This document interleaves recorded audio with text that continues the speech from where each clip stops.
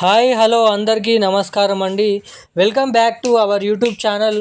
తెలంగాణ రాష్ట్ర వ్యాప్తంగా ఉన్నటువంటి పెన్షన్ లబ్ధిదారులకు అందరికీ మన తెలంగాణ రాష్ట్ర ప్రభుత్వం పెన్షన్ డబ్బులను అయితే జమ చేస్తున్నట్లు అప్డేట్ని అయితే రిలీజ్ చేయడం అయితే జరిగిందన్నమాట. ఇక మన రాష్ట్ర వ్యాప్తంగా ఉన్నటువంటి 44 లక్షల మంది పెన్షన్ లబ్ధిదారుల ఖాతాలలో మే నెలకు సంబంధించినటువంటి 2016 రూపాయలు, 4016 రూపాయల తిరిగి పాత పెన్షన్ డబ్బులనే మన పెన్షన్ లబ్ధిదారుల ఖాతాల్లోకి జమ చేయాలని రాష్ట్ర ప్రభుత్వం జీవోను అయితే విడుదల చేయడం అయితే జరిగిందన్నమాట.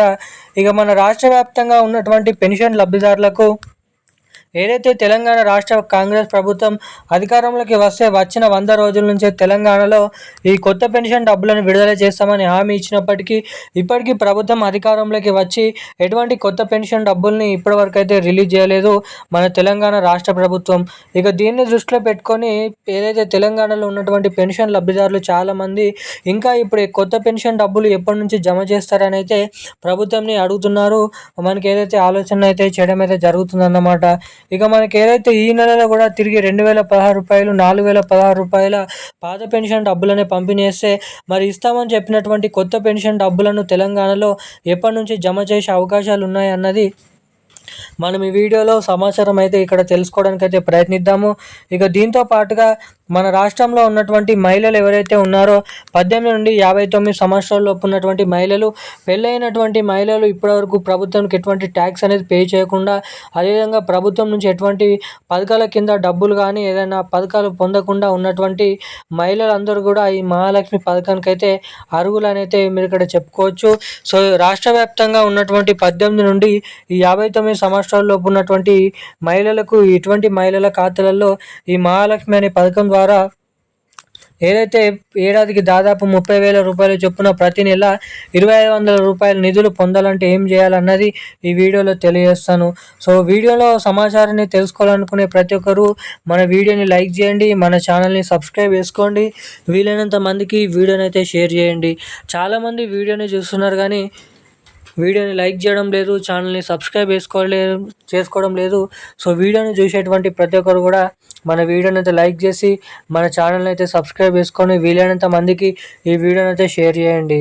ఇక తెలంగాణ రాష్ట్ర పెన్షన్ లబ్ధిదారులకు అందరికీ కూడా మన తెలంగాణ రాష్ట్ర ప్రభుత్వం అదిరిపోయే శుభవార్తను అయితే ప్రకటించడం జరిగిందన్నమాట. రాష్ట్ర ప్రభుత్వం అయితే తెలపడం అయితే ఏదైతే సీఎం రేవంత్ రెడ్డి గారు ఎన్నికల్లో మేనిఫెస్టోలో హామీ ఇచ్చినట్టు విధంగానే రాష్ట్రంలో ఉన్నటువంటి అర్హత సాధించినటువంటి పెన్షన్ లబ్ధిదారులు ఎవరైతే ఉంటారో వారందరికీ కూడా జూలై నెలలో లేదంటే జూన్ నెల చివరాఖరులో కొత్త పెన్షన్ డబ్బుల పంపిణీ విషయం భాగంగా కొత్త అర్హతల జాబితాని సిద్ధం చేసి రిలీజ్ చేసిన తర్వాత రానున్నటువంటి మరో 2 నుంచి నెల లోపటినే పెన్షన్ లబ్ధిదారులకు ఈ కొత్త పెన్షన్ డబ్బుల్ని పంపిణీ చేయాలని అయితే ఇక్కడ భారీ అప్డేట్స్ని అయితే ఆమోదం అయితే తెలిపినట్లు ఇక్కడ మనమైతే చూస్తున్నాం. రాష్ట్ర ప్రభుత్వం వచ్చేసి ఏదైతే మహిళలు ఎవరైతే ఉన్నారో మహిళలందరికీ కూడా 18,000 రూపాయలు, 1,500 రూపాయల నుంచి ఏడాదికి దాదాపు 30,000 రూపాయలను పంపిణీ చేసే మహాలక్ష్మి పథకం డబ్బులను కూడా మన పెన్షన్ లబ్ధిదారుల ఖాతాలలో పంపిణీ చేయాలని కీలక నిర్ణయం అనేది తీసుకున్నట్లు